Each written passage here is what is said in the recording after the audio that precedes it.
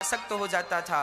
तो हमारी बहन बेटियों को कोई गंदी नजर से ना देखे, इसलिए घूंघट परंपरा चली थी। ये त्रेता युग में नहीं थी। माता सीता को बहुत ज्यादा लंबा घूंघट नहीं था। उस परंपरा में तो बेटी ससुर और बेटी ससुर और बहू तो पिता और पुत्री की तरह रहा करती थी, है ना। रामचरितमानस में सारी चीजें स्पष्ट होंगी, मैं आपको आगे स्पष्ट करूंगा। जब से देश गुलाम हुआ तब से हमारे हिंदू भाइयों ने अपनी बहन बेटियों को बचाने के लिए ये घूंघट परंपरा चालू की। फिर अंग्रेज चले गए, मुगल चले गए, पर चूंकि आदत हो गई तो वह परंपरा चली आई। अब कोई ये ना सोचे कि स्त्रियों को जबरदस्ती घूंघट ना, अब तो घूंघट डालने की विशेष जरूरत नहीं, अब तो देश गुलाम थोड़ी है। हाँ, घूंघट डालने की जरूरत नहीं है, पर शरीर को ढकने की जरूरत है, मर्यादा में रहने की जरूरत है, सब प्रकार से। हाँ,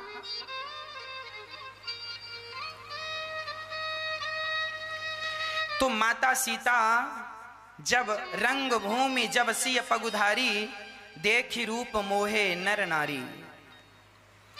सब कोई बड़े प्रेम से राम जी सीता जी सखियों के सहित गईं, और वहां एक झरोखा था, वहां जाकर माता सीता सिंहासन पर बैठ गईं। सखियां खड़ी हैं और बड़े प्रेम से अब वहां पर लोग आए, इकट्ठे हुए और विरदावली गाई, सुनाई, वहां का आदेश सुनाया। सुनो सुनो सुनो, यह पिनाक धनुष शंकर जी का धनुष है। जो राजा इस धनुष पर डोरी चढ़ाएगा उसी राजा से सीता विवाह करेंगी। अब ये बातें हो गई। अब बड़े बड़े राजा आने लगे, जो सबसे फर्स्ट में बैठे थे उनने कहा पहले मैं जाऊंगा। अब धनुष रखा है, अब जनक जी देख रहे हैं कोई डोरी चढ़ाए, हम सिया जी को भेजें और वो माला पहनाए। अब सिया जी बस टुकुर टुकुर राम जी की तरफ देख रही हैं, और राम जी भी ऐसे ऐसे सिर करके धीरे से सीता जी की तरफ देख लेते हैं, और मानो सीता जी ये इशारे से कह रही हैं पहले इनको मत उठने दो, आप ही उठ जाओ, आप ही जाओ और धनुष तोड़ो। राम जी कह रहे हैं मन से चिंता ना करो, यदि हम धनुष तोड़ लेंगे ना तो बड़ा विरोध हो जाएगा। क्या विरोध हो जाएगा? बोले ये लोग कहेंगे हमें अवसर नहीं मिला, तो पहले इन्हें अवसर देना अति आवश्यक है। तो राम जी चुपचाप बैठे हैं और बड़े बड़े राजा, है ना। रावण भी वहां पर आया था, और केवल रावण नहीं, वहां पर तो बाणासुर भी इस धनुष को देख करके चुपचाप वहां से चलता बना। रावण और बाणासुर जैसे योद्धा भी देखकर चलते बने, हिला नहीं किसी से। अब बड़े बड़े राजा उठा रहे। एक राजा बड़ा गया, बड़का पेट था, बहुत खाता था, उसको लगा मैं ज्यादा खाता हूं तो ज्यादा ताकत होगी। गया और जाकर के एक हाथ उसने रखा धनुष के ऊपर, और उठाने का उसको लगा मैं एक हाथ से उठा लूंगा, और उठाने को लगा, पूरी ताकत लगाया, हिला भी नहीं।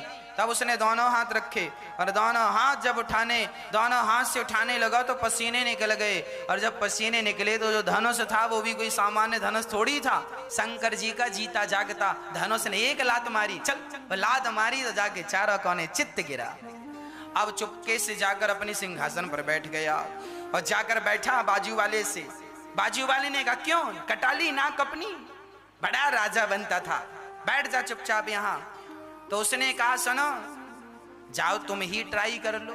हाँ हाँ हम जा रहे हैं, हमें तुम्हारे जैसे समझे हो क्या, अपने जैसे मत समझना, हम तो ऐसे 50 धनुष उठा लेंगे। अब दूसरा राजा गया, बड़ी तेजी से राजा गया, और उसने बड़ी जोर से धनुष में दोनों हाथ जमाए, और जो उठाने लगा धनुष भगवान ने फिर लात जमाया, वो भी चारों कोने चित्त। सारे राजा आते गए, चित्त होके चलते गए। अंत में क्या हुआ? भूप सहस 10 एक ही वारा, लगे उठावन टरहि नटारा, है ना। भूप सहस 10 एक ही वारा, लगे उठावन टरहि नटारा।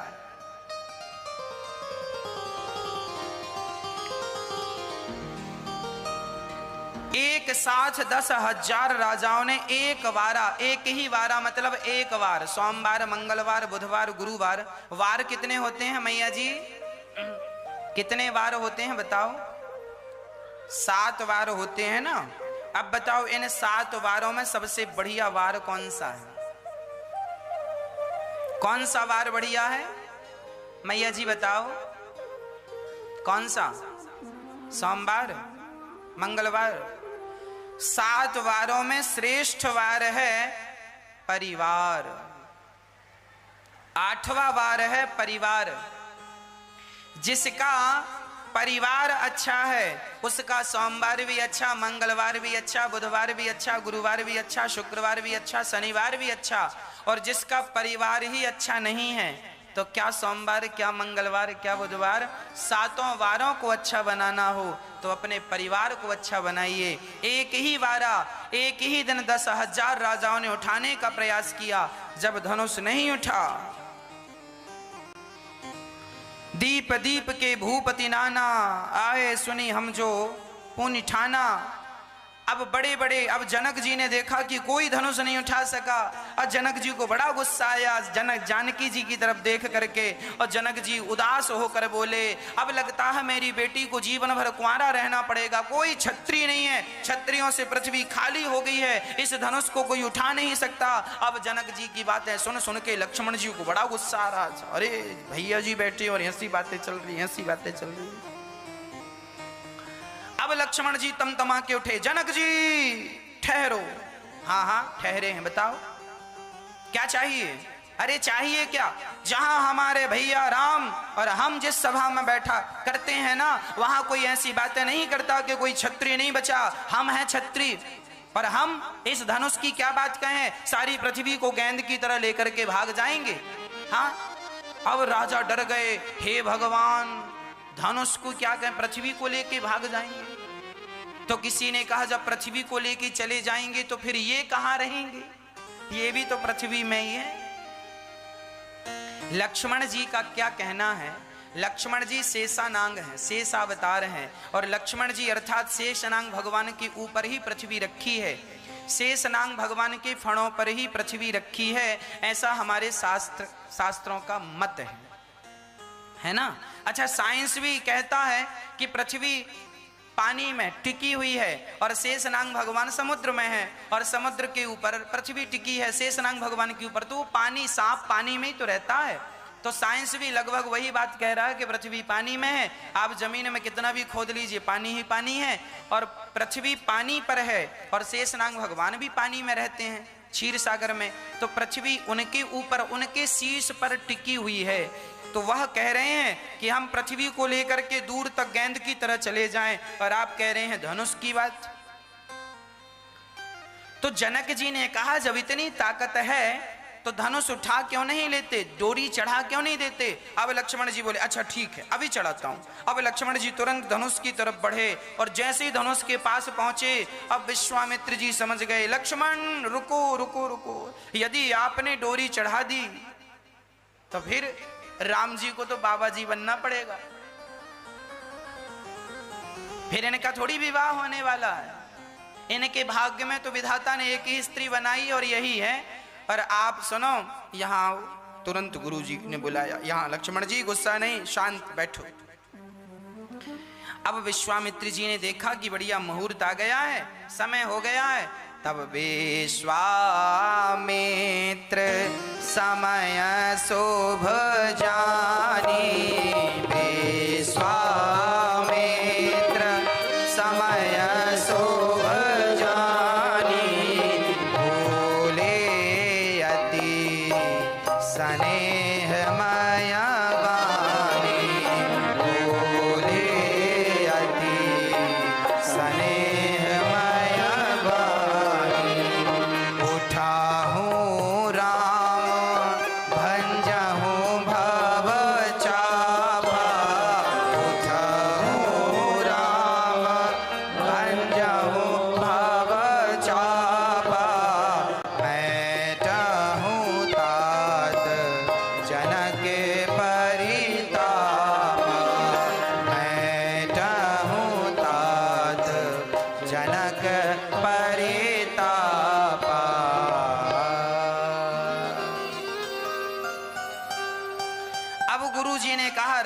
उठो। राम जी उठे, हाँ गुरुजी आज्ञा। जाओ धनुष को ठिकाने लगाओ। अब राम जी गए, राम जी गए। अब तो सारे लोग टुकुर टुकुर देख रहे हैं, पलक झपकाने का नाम नहीं ले रहे हैं। पता नहीं पलक झपकाए तभी काम तमाम हो गया तो देख नहीं पाएंगे। सब टुकुर टुकुर बिना पलक झपकाए देख रहे हैं। और माता सीता जी का हृदय तो जोर जोर से धक धक धक धक करने लगा, पता नहीं उठता है कि नहीं। सीता माता पृथ्वी माता से कहने लगी, हे पृथ्वी माता, अभी तक धनुष को आपने पकड़ा था, अब जरा छोड़ दो, बिल्कुल हल्का कर दो, सारा वजन इसका बिल्कुल खींच लो, बिल्कुल फूल की तरह कर दो। हाँ। और अब सीता जी यहां प्रार्थना कर रही हैं और राम जी गए। राम जी ने भगवान शिव को प्रणाम किया, सभा में विद्वानों को प्रणाम किया, गुरुजनों को प्रणाम किया, धनुष को प्रणाम किया, क्योंकि धनुष भी शिव जी का धनुष है, ये भी वंदनीय है। हाँ, प्रणाम किया, परिक्रमा लगाई और प्रणाम करके परिक्रमा करके राम बड़े प्रेम से धनुष की तरफ टुकुर टुकुर राम जी देख रहे हैं। सीता जी कह रही हैं जल्दी उठाओ, जल्दी तोड़ो। राम जी कह रहे हैं ना, हम तो वैसे ही देर लगाएंगे जैसे तुमने देर लगाई है। जनक लली ने कहा, सिया जी ने कहा, हमने कब देर लगाई? हाँ हाँ, आपने भी देर लगाई है। जब दुल्हन बनकर आई थी, अभी जब आई, कैसे धीरे धीरे धीरे पांव में कांटा लगा था, ऐसे धीरे धीरे धीरे पांव रख रही थी। अरे जल्दी आ गई होती तो अभी 4 बज गए शाम को, जल्दी आ गई होती तो जल्दी, है ना, 12-1 बजे तक तो धनुष टूट गया होता और खा पी रहे होते। तुम्हारे चक्कर में भूखे बैठे हैं। अब आपने देर लगाई है तो हम भी देर लगाएंगे। अब वहां जी जानकी जी राम जी को निहार रही हैं और भगवान ने उसी समय भगवान ने लेत चढ़ावत खेचत गाढ़े, काहू न लखा देख सब ठाणे। राम जी ने धनुष को एक हाथ से उठाया और उठाकर डोरी चढ़ाने लगे। उसी समय ते ही क्षण राम मध्य धनु तूरा। वहां राम जी धनुष को उठाए, डोरी चढ़ाए। उसी समय गोस्वामी जी कह रहे हैं कि लेत चढ़ावत खेचत गाढ़े, काहू न लखा देख सब ठाणे। लेत चढ़ावत खेचत गाढ़े, काहू न लखा देख सब ठाणे। हे धन राम मध्य धनु तोड़ा, हरे भुवन धुरि घूर कठोरा। हे धन राम मध्य धनु तोड़ा, हरे भुवन धुनि घूर कठोरा। उसी समय राम जी ने बीच से धनुष तोड़ा। जय जयकार होने लगी, देवता पुष्प बरसाने लगे, ढोल नगाड़े बजने लगे, शंख बजने लगे, जय जय राम की ध्वनि होने लगी। बोलिए सियावर रामचंद्र की, सियावर रामचंद्र की। अब तो बड़े प्रेम से भगवान राम जी धनुष तोड़कर जैसी धनुष को नीचे रखा, सारे वो लोग खड़े हो गए, राजा लोग। अरे इन्होंने धनुष तोड़ दिया पर हम विवाह नहीं होने देंगे। दूसरे ने कहा क्यों, तुम क्यों नहीं विवाह होने दोगे? उसने कहा कि हमने सीता को देखा है और हम विवाह करेंगे। तो दूसरे ने कहा तुम विवाह करते तो धनुष को क्यों नहीं उठाया? अरे उसने कहा चुप रहे, हम तो भड़का रहे हैं ताकि दंगा वंगा हो जाए। अब दूसरा जवाब देता। अब वो जोर जोर से कहने लगे चलो उठाओ अपनी अपनी तलवारें, युद्ध करना पड़ेगा। अब कुछ लोग चाहते हैं कि दंगा हो, कुछ लोग चाहते हैं कि झगड़ा हो। तो किसी ने कहा सुनो तुम ही आगे चलो तलवार लेके, तुम आगे चलो हम पीछे पीछे आ रहे हैं। उसने कहा वाह, ऐसा कभी हुआ है? झगड़ा कराने वाले हमेशा पीछे रहा है, आगे तुम जाओ हम पीछे रहेंगे। झगड़ा कराने वाले हमेशा पीछे रहते हैं। उस चक्कर में कोई गया नहीं। सीता जी माला लेकर के आई और माला लेकर आई। राम जी खड़े हैं। राम जी का कद जरा ऊंचा है, सिया जी का कद जरा छोटा है, सीता जी छोटी सी है। उस जमाने में ऊंची हील वाली चप्पल चलती नहीं थी कि पहन के खड़ी हो जाएं और बड़ी दिखने लग जाएं। सीता जी जनक लली छोटी सी थी, राम जी जरा लंबे थे। अब राम जी को माला कैसे पहनाए? तो जरा सिया जी ने राम जी से कहा, सरकार जरा सिर नीचे करो, हमारा हाथ वहां तक आ नहीं रहा है, माला फिर पूरा पहना नहीं सकते। आजकल आप लोगों ने देखा होगा शादी विवाह में बड़ी नौटंकी होती है। कहीं माला पहनाने के समय कोई लड़का को उठा लेता है तो कोई लड़की को उठा लेता है, और माला ही टूट जाता है जिस माला को पहना रहे हैं। शादी के पहले ही माले वाले टूट गए, आगे चल के राम जाने क्या होगा इन लोगों का। हाँ? कैसी कैसी शादियां लोग करते हैं और कैसा कैसा। इसीलिए कहते हैं हर जगह हर, देखिए मजाक भी अच्छी बात है पर हर जगह मजाक अच्छी नहीं लगती। अब कोई मरा पड़ा और वहां कोई मजाक करने लग जाए, हद तो तब हो गई जब एक आदमी ने मरे हुए बाप के संग अर्थी ले जा रहा था और सेल्फी ले रहा था। हद तो तब हो गई, बाप को रखा कंधे पे, ले जा रहा अर्थी बाप की, और सेल्फी का इतना क्रेज कि मरे बाप के संग ही सेल्फी ले ली उसने। हाँ? तो हर जगह आपका ये जो ज्ञान है ना, जो उल्टी जगह चलता, ये हर जगह कामयाब नहीं है। कहाँ मजाक होनी चाहिए, कहाँ मजाक नहीं होनी चाहिए, कहाँ कौन सी बात होनी चाहिए, कहाँ कौन। इसीलिए कहते हैं कि शिक्षा तो हो पर शिक्षा के साथ दीक्षा हो। आपको शिक्षा तो है पर दीक्षा ना होने के कारण, गुरु परंपरा से ना जुड़ने के कारण आपका जीवन अभी रिक्त है, अर्थात खाली, बहुत चीजों से खाली है। अब शादी विवाह में लड़की को उठा लेना, दुल्हन को, अब लड़की माला पहनाने के समय कभी यहां हो जाती है, कभी यहां हो जाती है ना। माला नहीं, अरे जब माला ही नहीं पहनना था तो शादी काहे कर रही हो। हाँ, ये शोभनीय नहीं है, ये अशोभनीय है। शादी विवाह जानते हो, मर्यादा जानते हो। हमारे हिंदू धर्म में सनातन संस्कृति में यह लिखा हुआ है कि लड़की का जब विवाह होता है तो वह लक्ष्मी स्वरूप होती है, और लड़के का जब विवाह होता है तो वह नारायण का स्वरूप होता है। दुनिया में कोई भी लड़की मंडप के नीचे बैठी हो, किसी भी जात की हो, मंडप के नीचे हिंदू परंपरा से उसका विवाह हो रहा है, तो मंडप के नीचे बैठी लड़की और लड़का दोनों ही लक्ष्मी और नारायण हैं। उन्हें लक्ष्मी और नारायण के रूप में ही देखना चाहिए। जब तुम्हारी शादी होती है ना, मंडप के नीचे पंडित जी वेद मंत्र पढ़ते हैं, वहां मंडप की जो छांव होती है, सारे वेद पुराणों का आवाहन होता है, संत मुनियों का आवाहन होता है, ऋषियों का आवाहन होता है, सप्तर्षियों का, भगवान का, गणेश जी का, गौरी जी का आवाहन होता है, और भगवान की उपस्थिति में तुम्हारा विवाह कराया जाता है। पंडित जी पूजा कराते हैं, ऐसे नहीं करा देते। सारे देवताओं को बुलाकर अग्नि स्थापन करके और तुम्हारे विवाह होते हैं। तुम्हारे विवाह के साक्षी सभी देवी और देवता होते हैं। तुम नारायण होते हो विवाह के समय और लड़की लक्ष्मी होती है, तो तुम लक्ष्मी नारायण हो भैया। तुम अपनी मर्यादा का तो ख्याल रखो। हाँ, आज लोगों को बिल्कुल जानकारी नहीं है कि हम कौन हैं। आजकल तो लड़के शादी करने जाते हैं, अपनी शादी में शराब पी के आते हैं। हाँ या ना? हमने सुना कि लड़का शादी में बार बार दुल्हन की गोद में जाके गिर रहा था। क्यों गिर रहा था दुल्हन की गोद में? ज्यादा पी रखी थी, बैठा भी नहीं जा रहा है।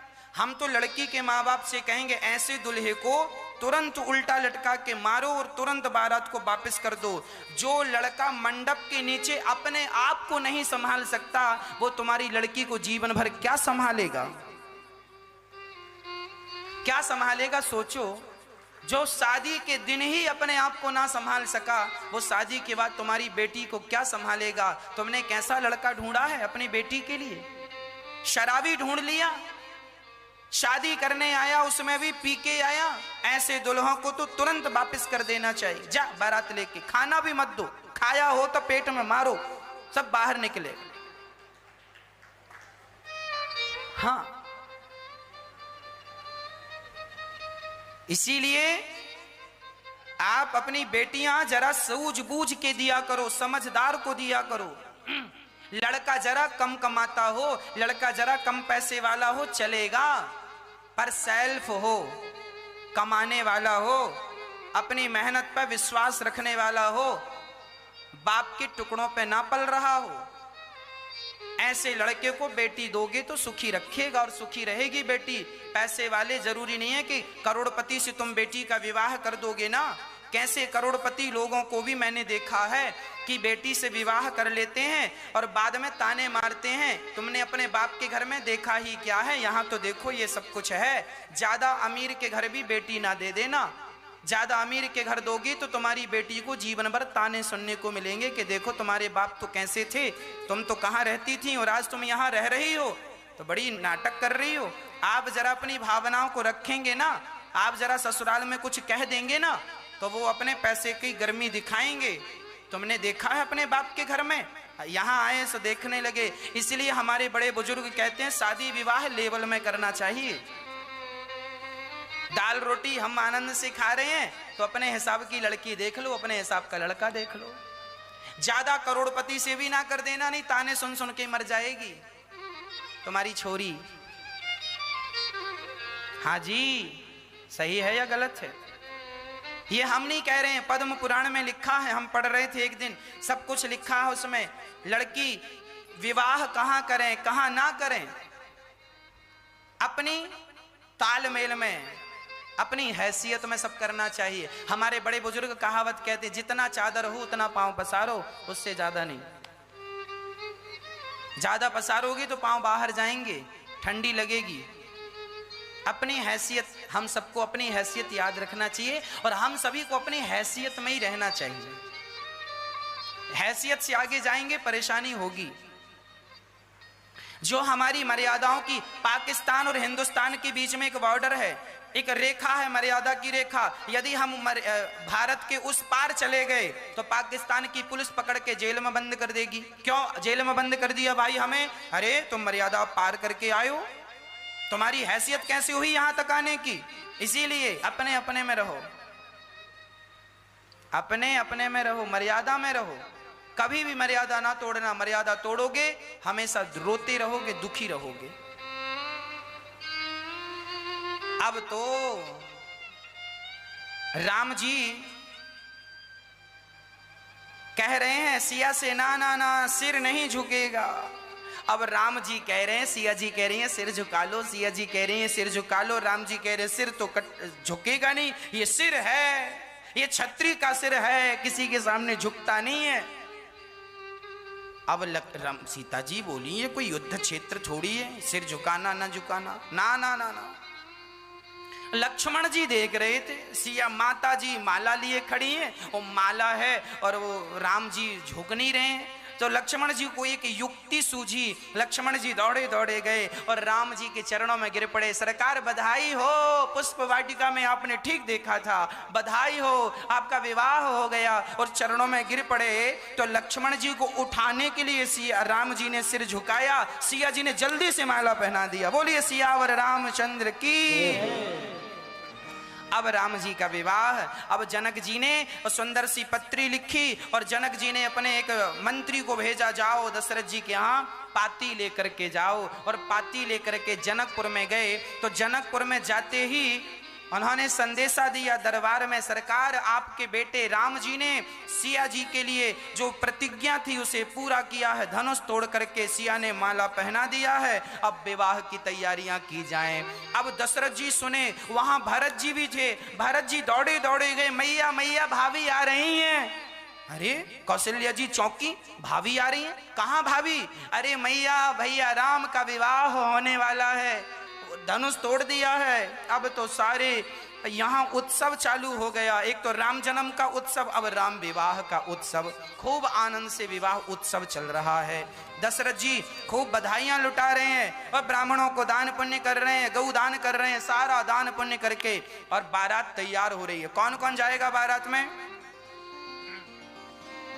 गांव के छोटे छोटे बच्चे बोले हम भी राम जी की बारात में जाएंगे, बूढ़े बूढ़े लोग, हाँ जिनका सिर ऐसे ऐसे हिल रहा था, वो भी बोले हम भी बारात में जाएंगे। सारे लोग बारात में सोने के रथ तैयार किए गए, सुंदर से घोड़े तैयार किए गए और बढ़िया दशरथ जी बैठे हैं। एक रथ में 10 रथ बैठ गए, एक रथ में 10 रथ बैठे हैं और चले हैं। और जब चलते चलते चलते चलते और जब एक गांव के पास बारात गुजरी, एक गांव के पास से, तो गांव वालों ने पूछा भैया ये कहां जा रहे हो? तो कुछ लोग पैदल जा रहे थे। उन्होंने कहा पता नहीं है, राम जी का विवाह हो रहा है। अच्छा, विवाह बारात जा रही है? ये बारात है। अच्छा अच्छा अच्छा, ये बारात जा रही है। तो ये बताओ, बारात तो दिख रही है, दूल्हा कहीं नजर नहीं आ रहा है। अब वो गांव के लोग, जो अयोध्या के लोग बारात में नाच रहे थे, जब उनसे गांव वालों ने पूछा कि बारात तो है, दूल्हा कहां, तो तुरंत दौड़े दौड़े दशरथ जी के पास गए। दशरथ जी, गांव के लोग पूछ रहे हैं कि दूल्हा कहां है, हम क्या जवाब दें बताओ? अब दशरथ जी बोले हमें क्या पता, क्या गुरु जी से पूछो। गुरु जी बताओ, गांव वाले पूछ रहे हैं दूल्हा कहां, क्या बोलना है? गुरु जी ने सोचा विचार करके कहा अच्छा उनसे बोल दो कि दूल्हा, उन्होंने कहा एक काम करो, भरत जी को बिठाल दो एक रथ में, और कोई पूछे कि दूल्हा कहाँ है तो कह देना ये दूल्हा, क्योंकि उनको गुरुजी को पता था कि इनका भी तो विवाह होना है। तो भरत जी को बिठाल दिया। अब वो लोग भागे भागे गए और दूसरे गांव में तब तक बारात चली गई। दूसरे गांव के लोग बोले कहां से आ रहे हो? तो अब ये लोग ये कुछ नहीं बता रहे हैं कि कहां से आ रहे हैं। हाँ सुनो, दूल्हा देखना, दूल्हा। अब ये बस यही कह रहे हैं, दूल्हा देखोगे? दूल्हा नहीं, हमें दूल्हा नहीं देखना, ये बताओ बारात कहां से आ रही है? हाँ दशरथ जी के यहाँ अयोध्या से आ रही है। दूल्हा देखना, दूल्हा। ये बेचारे पक गए थे सुन के कि दूल्हा कहाँ। अब बेचारे बहुत देर बाद दूल्हा कहाँ मिला, तो सबसे यही कह रहे हैं दूल्हा देखना, दूल्हा। हाँ दूल्हा दिखाओ कहाँ है? ये देखो, ये जो है ना, ये घुंघराले वाले सामने, ये दूल्हा। अच्छा, बहुत सुंदर दूल्हा है, बारात बहुत सुंदर है और बढ़िया दूल्हा है। तो अब जरा ये बताओ कि दूल्हा भी अच्छा है, बारात भी अच्छी है, ये बताओ शादी की तारीख क्या है? अब फिर चुप। अब फिर पैदल वाले दौड़े गए। दशरथ जी फिर गड़बड़ हो गई। क्या हुआ? अरे बोले ये बारात जा रही है, दूल्हा भी है, पर शादी की तारीख क्या है? अब दशरथ जी बोले गुरु जी आप बताओ तारीख क्या है? एक पहली बारात ऐसी देखी कि जिस बारात में ना दूल्हा था ना शादी की तारीख पक्की थी, बस बारात जा रही थी, खाली बारात,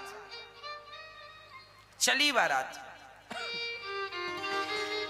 तो चलते चलते बारात जनकपुर पहुंच गई। तो जनकपुर के लोगों ने पूछा क्यों, कहां से आए हो? बोले हम अयोध्या से आए हैं। दूल्हा कहां है? ये बैठे हैं दूल्हा। तो जनकपुर वालों ने कहा क्यों? सबसे तो तुमने झूठ बोला, हमसे झूठ बोलोगे?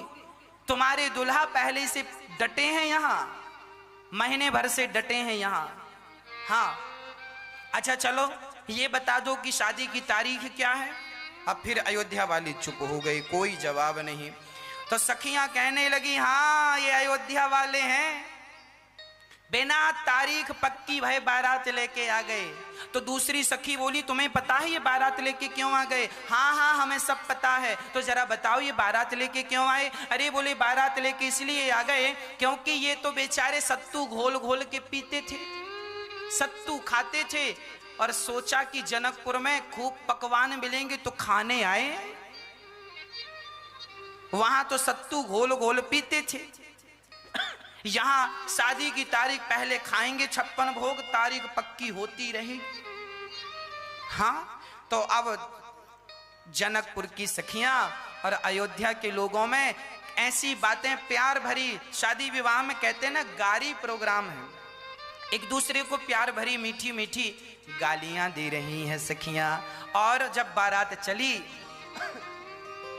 दशरथ जी से राम जी आकर भेंट किए, चरणों में गिर पड़े, गुरु वशिष्ठ जी से भेंट हुई, अपने मित्रों से भेंट हुई। और जब अभी तक तो जनक जी ने 2 को देखा था, 2 मतलब राम और लक्ष्मण को, जब 2 को और देखा, तो जनक जी दंग रह गए। हे भगवान, सारे हीरे मोती दशरथ जी के पास पहुंचे। तो दशरथ जी से जनक जी ने कहा सुनो सरकार, आपके भी 4 छोरा हैं, और हमारी भी 4 छोरियां हैं।